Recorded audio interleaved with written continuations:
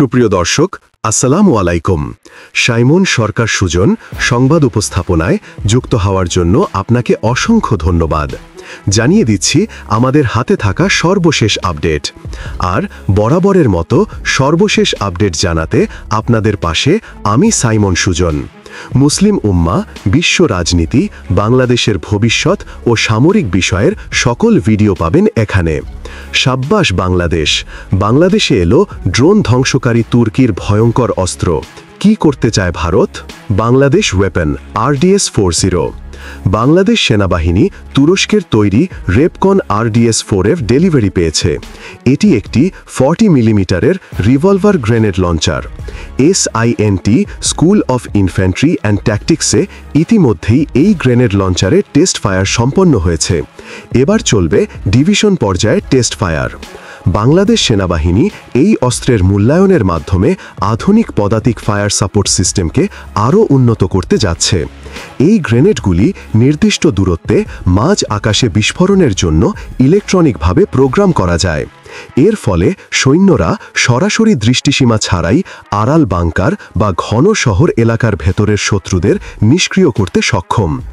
এর লঞ্চারে ব্যবহৃত এয়ারবাস্ট 40 millimetre গ্রেনেডগুলো drone বা ড্রোন ঝাঁকের মতো উদীয়মান যুদ্ধক্ষেত্রের হুমকি মোকাবেলায় অত্যন্ত কার্যকর ভূমিকা পালন করতে পারে। এটি রুশ ইউক্রেন যুদ্ধে ইউক্রেনের সেনাবাহিনী ব্যবহার করছে এবং তারা চমৎকার ফিডব্যাকও পেয়েছে।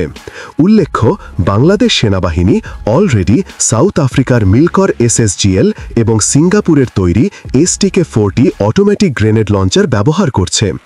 আর এসব লঞ্চারের জন্য প্রথমবারের মতো আধুনিক প্রোগ্রামেবল এয়ারবাস্ট 40 মিলিমিটার গ্রেনেড এবং ফায়ার কন্ট্রোল ডিভাইস ক্রয় করার ইভ্যালুয়েশন নোটিশ জারি করেছে। এই গ্রেনেডগুলো ব্যারেল থেকে বের হওয়ার পর টার্গেটে আঘাত করার কত সময় আগে বিস্ফোরিত হবে এমন প্রোগ্রাম করা যায়।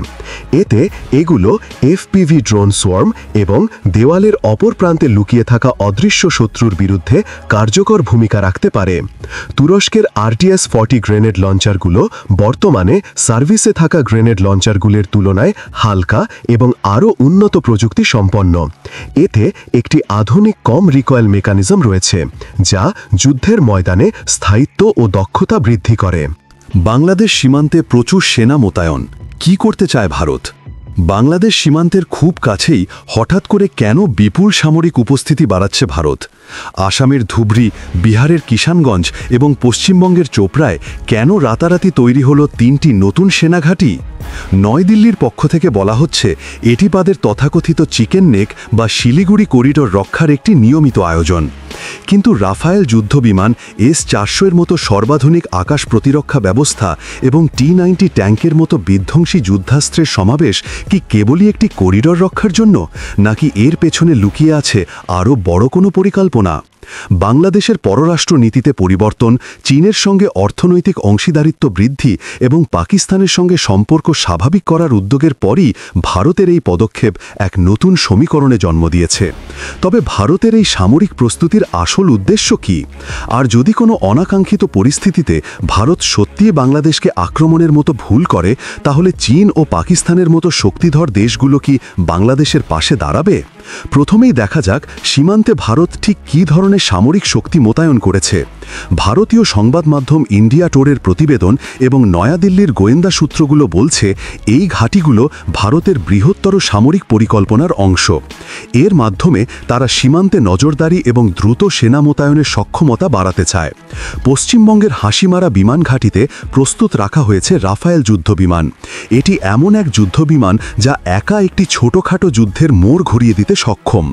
এর সঙ্গে যুক্ত হয়েছে মিগ ভেরিয়েন্টের একাধিক স্কোয়াড্রন এবং ব্রাহ্মস ক্ষেপণাস্ত্র রেজিমেন্ট।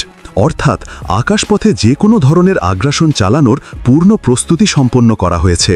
শুধু তাই নয়, আকাশকে সুরক্ষিত রাখতে বসানো হয়েছে ত্রিস্তরীয় প্রতিরক্ষা ব্যবস্থা। এর মধ্যে রয়েছে রাশিয়া থেকে কেনা ভয়ঙ্কর S-400 ক্ষেপণাস্ত্র ব্যবস্থা, যা 400 কিলোমিটার দূর থেকে শত্রুর বিমান বা ক্ষেপণাস্ত্র ধ্বংস করতে পারে। দ্বিতীয় স্তরে রয়েছে ইসরায়েলের সঙ্গে যৌথভাবে তৈরি MRSM সিস্টেম এবং তৃতীয় স্তরে রয়েছে ভারতের নিজস্ব প্রযুক্তিতে তৈরি আকাশ ক্ষেপণাস্ত্র। এই এত বিপুল আয়োজন কি কেবলই চীনের প্রভাব মোকাবেলার জন্য, নাকি এর আসল লক্ষ্য বাংলাদেশ? ধরে নেওয়া যাক সব আশঙ্কা সত্যি করে ভারত একটি সীমিত আকারের আক্রমণ চালালো। পূর্ণমাত্রা যুদ্ধ শুরু করার সাহস দিল্লির না থাকলেও তারা হয়তো আকস্মিক বিমান হামলা বা সার্জিক্যাল স্ট্রাইকের মাধ্যমে দেশের কোনো একটি নির্দিষ্ট অঞ্চল, যেমন বৃহত্তর রংপুর বা ফেনীর মতো কোনো এলাকা দখলের চেষ্টা করতে পারে। এমন পরিস্থিতিতে বাংলাদেশে টিকে থাকার জন্য প্রয়োজন হবে শক্তিশালী রাজনৈতিক, সামরিক, কূটনৈতিক এবং অর্থনৈতিক সমর্থন। আর ঠিক এখানেই প্রবেশ করবে আন্তর্জাতিক শক্তিগুলো। বর্তমান ভূরাজনৈতিক বাস্তবতায় চীন, পাকিস্তান, তুরস্ক, ইন্দোনেশিয়া ও মালয়েশিয়ার মতো দেশগুলো সরাসরি বাংলাদেশের সমর্থনে এগিয়ে আসবে। এর কারণগুলো অত্যন্ত স্পষ্ট। দক্ষিণ এশিয়ায় চীনের অর্থনৈতিক আধিপত্য এবং belt and road initiative BRI প্রকল্পের অন্যতম গুরুত্বপূর্ণ অংশীদার বাংলাদেশ। 18 কোটি মানুষের এই বিশাল বাজার এবং এর প্রায় 55% তরুণ জনসংখ্যা চীনের জন্য একটি বিশাল অর্থনৈতিক সম্ভাবনার দ্বার।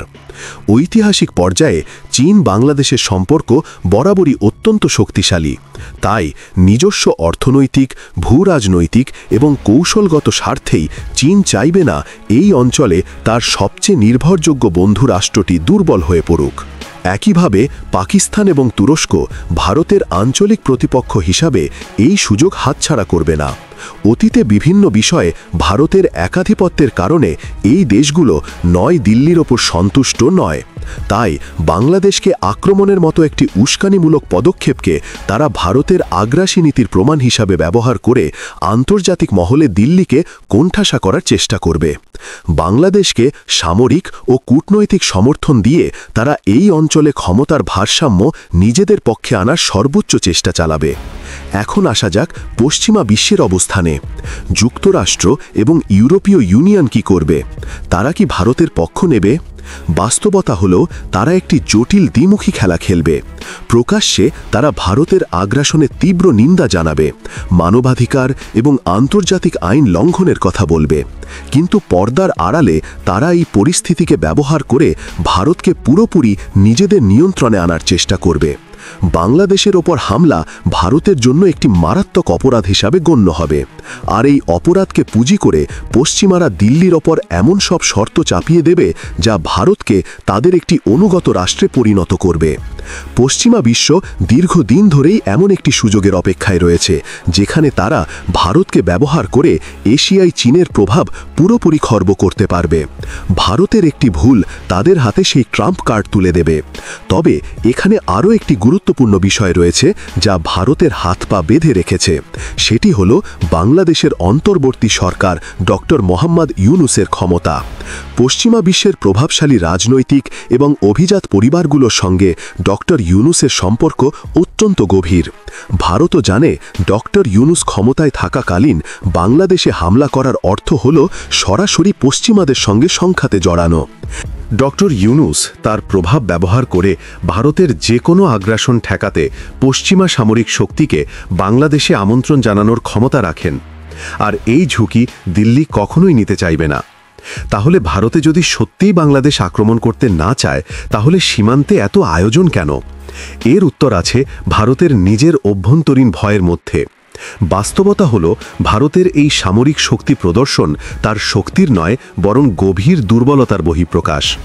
সহস্রাব্দের প্রথম দশক শেষ হওয়ার পর থেকেই দিল্লি আজ করতে পারছিল যে দক্ষিণ এশিয়ার ভূ রাজনৈতিক মানচিত্র বদলাতে চলেছে।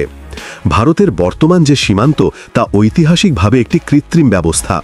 কাশ্মীর, গোয়া, হায়দ্রাবাদ, জুনাগড়, পশ্চিমবঙ্গ এবং উত্তর পূর্ব ভারতের 7টি রাজ্য যা 7 সিস্টার্স নামে পরিচিত, তার অধিকাংশই একসময় স্বাধীন ছিল।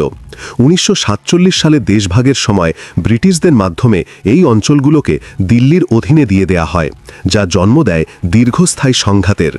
দিল্লি খুব ভালো করেই জানে সুযোগ পেলেই এই রাজ্যগুলো স্বাধীনতা ঘোষণা করবে। তাই তারা দশকের পর দশক ধরে কাশ্মীর এবং 7 সিস্টার্সে চরম নৃশংসতা চালিয়ে স্বাধীনতার আন্দোলন দমন করার চেষ্টা করেছে।